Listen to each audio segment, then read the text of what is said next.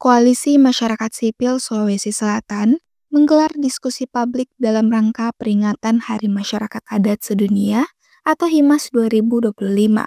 Diskusi ini mengusung tema, memperkuat hak untuk menentukan nasib sendiri, jalan menuju kedaulatan pangan Sulawesi Selatan, yang digelar di Visito Cafe Jalan Monumen Emisa Island Kota Makassar, Senin 25 Agustus 2025. Hadir dalam diskusi ini, puluhan aktivis dan organisasi mahasiswa yang menjadi momen refleksi sekaligus ajang konsolidasi untuk mendorong pengesahan rancangan undang-undang masyarakat adat. 3 pemateri dihadirkan dalam kegiatan ini, yakni perempuan adat disabilitas komunitas adat Batu Basi Maros, Kepala Biro Advokasi Aman Sulawesi Selatan, dan perwakilan Koalisi Masyarakat Sipil Kawal RUU Masyarakat Adat Sulawesi Selatan. Dalam diskusi itu ditekankan adanya ancaman terhadap masyarakat adat, berupa ancaman penggusuran tanah, kehilangan identitas budaya, hingga kriminalisasi saat mempertahankan haknya.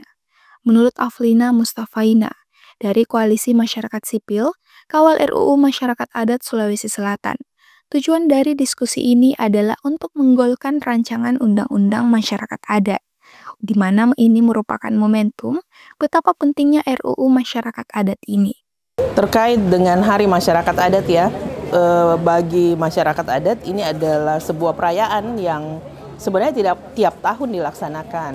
Cuma kalau dalam kerangka kita membangun koalisi ya, di Sulawesi Selatan yang terdiri dari masyarakat sipil ya, itu tujuannya untuk menggolkan rancangan undang-undang masyarakat adat.